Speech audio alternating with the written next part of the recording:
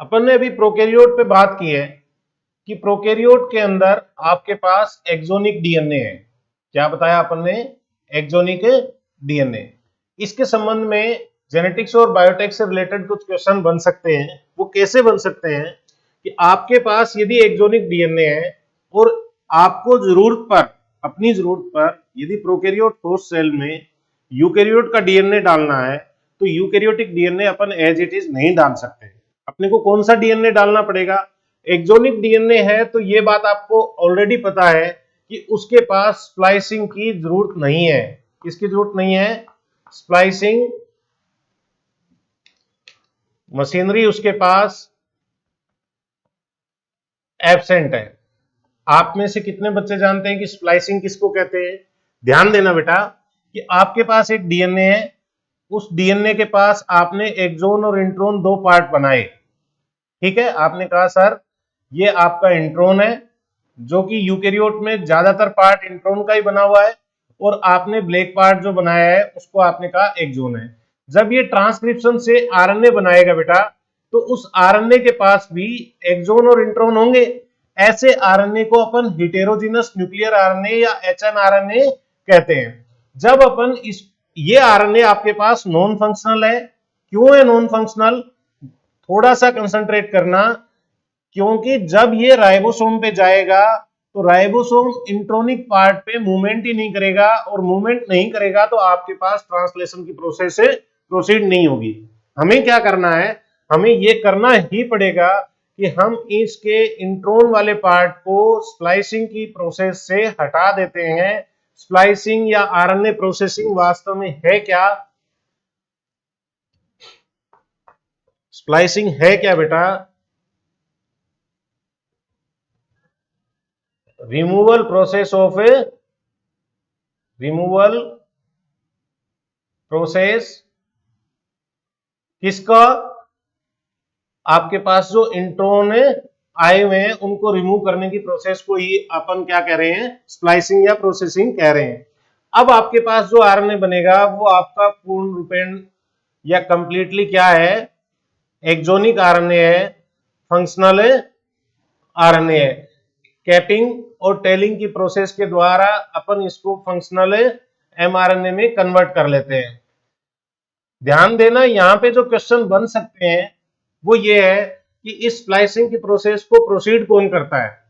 इसमें पार्टिसिपेट करने वाले एंजाइम का ग्रुप जो है, ग्रुप ऑफ एंजाइम जो है वो क्या कहलाता है? स्प्लीसियोसोम कहलाता है। क्या कहलाता है बेटा? स्प्लीसियोसोम कहलाता है।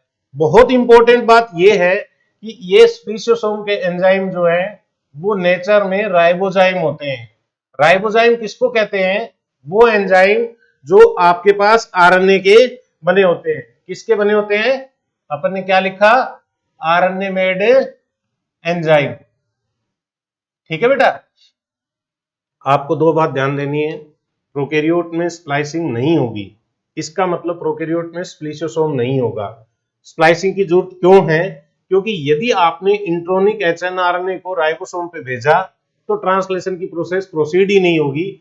इसका एक मीनिंग ये निकला कि आपके पास यदि जेनेटिक इंजीनियरिंग में यूकैरियोटिक डिजायर्ड डीएनए को प्रोकैरियोट होस्ट सेल में भेजना हो तो हम उसकी एज इट इज कॉपी को नहीं भेज सकते, क्योंकि उसके अंदर इंट्रोन होंगे, इंट्रोनिक आरएनए बनेगा, और प्रोकैरियोट के अंदर इंट्रोनिक आरएनए की प्रोसेसिंग के एंजाइम जिनके ग्रुप को अपन स्प्लीसियोसोम कहते हैं, नेचर में वो राइबोजाइम नेचर के हैं, वो पाए ही नहीं जाते। तो अब बात आएगी कि सर फिर हम हमारे जीन को कौन से जीन को हम प्रोकैरियोट होस्ट सेल में किस प्रकार से अपने डिजायर्ड जीन को भेज सकते हैं?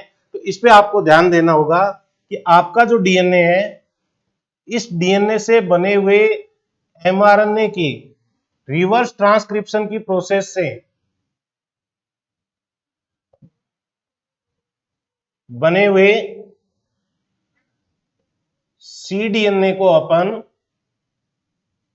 सोर्स डीएनए के तौर पे काम में लेते हैं। किस डीएनए के तौर पे? Source DNA for genetic engineering. अब आप कहोगे कि सर ये सीडीएनए क्या है, इसकी क्या खासियत है? आपने जो जीनोमिक डीएनए लिया उस जीनोमिक डीएनए की प्रोसेसिंग से फंक्शनल एमआरएनए बनाया ट्रांसक्रिप्शन के द्वारा। इस एमआरएनए में इस क्या नहीं है, इंट्रोन नहीं है। तो हम इस सीडीएनए में भी क्या बताएंगे कि इसके अंदर इंट्रोन एब्सेंट बताएंगे, और इंट्रोन के बिना जो डीएनए अपन प्रोकैरियोट में ट्रांसफर करते हैं वो वहां पे फंक्शनल होगा। आपके पास डीएनए के सोर्स पे 3 डीएनए लाइब्रेरी काम आती है। एक तो जीनोमिक डीएनए जो डायरेक्ट अपन किसी सेल से निकालते हैं, दूसरा सिंथेटिक डीएनए जो आर्टिफिशियली लैब में अपन बनाते हैं इनविट्रो कल्चर के द्वारा, और तीसरा कौन है, सीडीएनए जो रिवर्स ट्रांसक्रिप्शन की प्रोसेस के द्वारा हमने बनाया है। तो ये बात आपको प्रोकैरियोट की जेनेटिक इंजीनियरिंग से कोरिलेट करके ध्यान में रखनी है कि प्रोकैरियोट होस्ट सेल के अंदर सीडीएनए ही काम में आएगा। इसके बाद प्रोकैरियोट के संबंध में एक दो तीन चीजें और पूछी जा सकती है कि एक प्रोकैरियोट का टाइप आप माइकोप्लाज्मा पढ़ते हो, क्या पढ़ते हो, माइकोप्लाज्मा। आज तक क्वेश्चन जो आया हुआ है वो ये आया है कि इसके ऊपर सेल वॉल नहीं पाई जाती, और सेल वॉल नहीं पाई जा रही है इसलिए ये शेप में चेंज करता रहता है।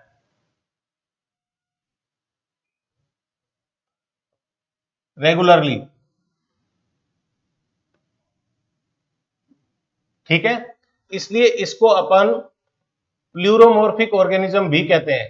क्या कहते हैं, प्लूरोमॉर्फिक। ध्यान देना, ये प्लूरोमॉर्फिक टर्म पे नीट में क्वेश्चन पूछा जा चुका है। एक शब्द पॉलीमॉर्फिक होगा, एक प्लूरोमॉर्फिक होगा। यदि कुछ स्ट्रक्चर आपके पास अलग अलग टाइप की है और वो इंटरचेंजेबल नहीं है तो ऐसी स्ट्रक्चर को अपन पॉलीमॉर्फिक कहेंगे। और यदि इंटरचेंजेबल स्ट्रक्चर आपस में अपनी शेप चेंज करे तो ऐसे ऑर्गेनिज्म को अपन क्या कहते हैं, प्लूरोमॉर्फिक ऑर्गेनिज्म कहते हैं। यदि एक ही ऑर्गेनिज्म अपने टाइप को चेंज कर रहा है, शेप को चेंज कर रहा है, अपनी मॉर्फोलॉजी को चेंज कर रहा है, तो उसके लिए प्लूरो शब्द काम में लेंगे।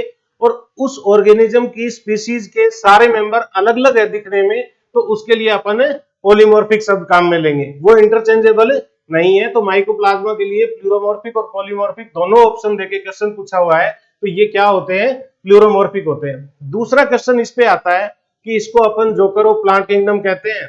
सर ये तो प्रोकैरियोट है, फिर प्लांट किंगडम में कैसे आया, मोनेरा का मेंबर है। तो जब अपन ने इसको नाम दिया तब तक टेक्सोनोमी में 2 ही ग्रुप बनाए हुए थे, प्लांट और एनिमल, तभी से ये नाम ट्रेडिशनली चल रहा है। तीसरा क्वेश्चन इस पे आता है कि कौन सी एंटीबायोटिक्स इसके अगेंस्ट काम करती है।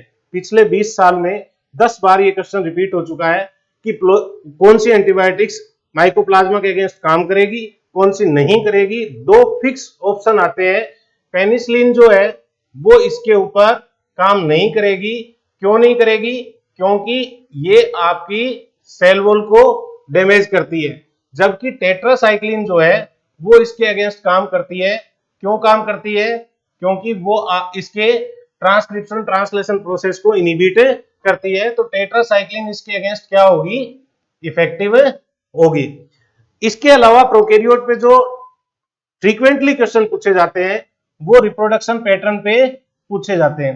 ध्यान देना, एसेक्सुअल रिप्रोडक्शन या वेजिटेटिव रिप्रोडक्शन के बारे में बहुत सी चीजें आप सीधे सीधे दिमाग में आ जाएगी।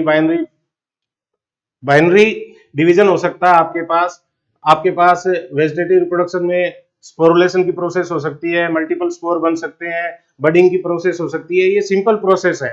लेकिन सेक्सुअल रिप्रोडक्शन प्रोकैरियोट के मामले में भी अपने को कंसिडर करके चलना है। जनरली सेक्सुअल रिप्रोडक्शन में अपन क्या कहते हैं कि गोनड्स और गैमेट बनने की प्रोसेस होनी चाहिए। प्रोकैरियोट्स में ना गोनड्स है ना गैमेट बनने की प्रोसेस है, तो फिर सेक्सुअल रिप्रोडक्शन कैसे हुआ। सेक्सुअल रिप्रोडक्शन का बेसिक जो आइडिया है वो ये है कि 2 ऑर्गेनिज्म के बीच में या 2 सेल के बीच में जेनेटिक मैटर का एक्सचेंज होना चाहिए। प्रोकैरियोट में भी गोनड्स ना होते हुए भी, गैमेट्स ना होते हुए भी उनके बीच में जेनेटिक मैटर का एक्सचेंज हो सकता है। 3 तरीके से वो होता है जो अब तक अपन ने फाइंड आउट किया है। और वो 3 प्रोसेस कौन सी है, अपन ने कहा कि बैक्टीरिया में या प्रोकैरियोट में सेक्सुअल रिप्रोडक्शन के 3 पैटर्न कौन कौन से हैं। तो एक पैटर्न आता है आपके पास ट्रांसफॉर्मेशन का। क्या पैटर्न आता है बेटा, ट्रांसफॉर्मेशन का, जो किसने डिस्कवर किया, एक साइंटिस्ट है ग्रिफिथ। उन्होंने इसके बारे में बताया 1928 में। और किसके ऊपर एक्सपेरिमेंट किया? एक्सपेरिमेंट किया उन्होंने, एक बैक्टीरिया आता है स्ट्रेप्टोकोकस न्यूमोनियाई, उस पे एक्सपेरिमेंट करते हुए ये कंफर्म किया कि एक बैक्टीरिया दूसरे बैक्टीरिया से के मैटर को इनटेक करके अपने बेसिक टाइप में, अपने बेसिक पैटर्न में चेंज कर सकता है। ट्रांसफॉर्मेशन की का बेसिक कॉन्सेप्ट क्या है? अपने सराउंडिंग मीडियम से फॉरेन डीएनए को एब्जॉर्ब करके अपने मूल टाइप को चेंज कर लेना क्या कहलाता है? ट्रांसफॉर्मेशन कहलाता है। दो डिफरेंट बैक्टीरिया के बीच में, दो डिफरेंट स्पीशीज के बीच में, दो डिफरेंट स्ट्रेन के बीच में जेनेटिक मैटर को एक्सचेंज करके, सराउंडिंग मीडियम से वो एब्जॉर्ब करके यदि अपने खुद के पैटर्न को चेंज कर लेता है तो ये प्रोसेस क्या है? ट्रांसफॉर्मेशन कहलाती है। हालांकि ग्रिफिथ ने इसको डिस्कवर किया, लेकिन इसको कंफर्म करने वाले साइंटिस्ट कौन थे?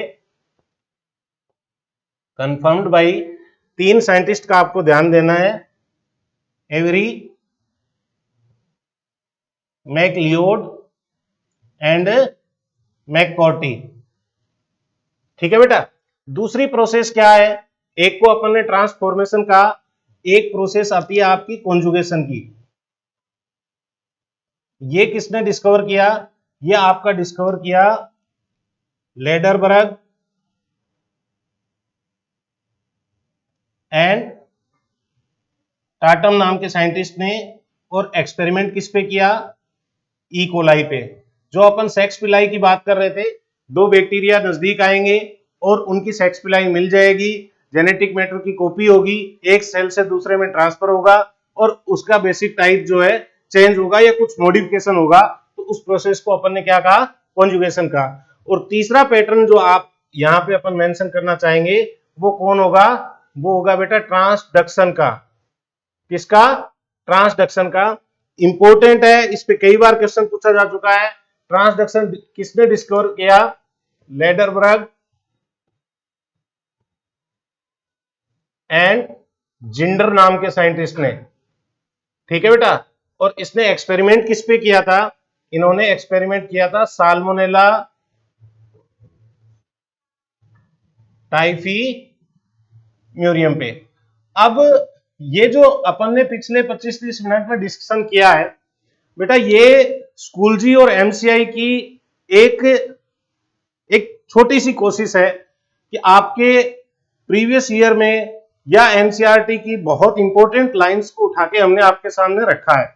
25-30 मिनट में पूरा टॉपिक कवर हो जाए ऐसा पॉसिबल नहीं होता, लेकिन ये हम दावे के साथ कह सकते हैं कि इन 25-30 मिनट के मैटर में से आपको नीट के पेपर में कुछ ना कुछ छपा हुआ जरूर मिलेगा। आप इसके साथ साथ पूरे प्रीवियस एग्जाम को, प्रीवियस पेपर को सॉल्व करें, एनसीईआरटी की लाइन को पढ़ें और प्रोकैरियोट के मामले में जो इंपॉर्टेंट बैक्टीरिया है, इंपॉर्टेंट का मतलब जो आपके लिए बेनिफिशियल है, जो आपके अंदर डिजीज करते हैं, या साइनोबैक्टीरिया जो नाइट्रोजन फिक्सिंग में इन्वॉल्व होते हैं, सिम्बायोटिक है, नॉन सिम्बायोटिक है, फ्री लिविंग है, पैरासाइटिक है, वो सारे पैटर्न आपको जो रटने वाले हैं वो रटने हैं। लेकिन इन 25-30 मिनट के मैटर पे आप फोकस जरूर करना, आपको कामयाबी मिलेगी। Thank you.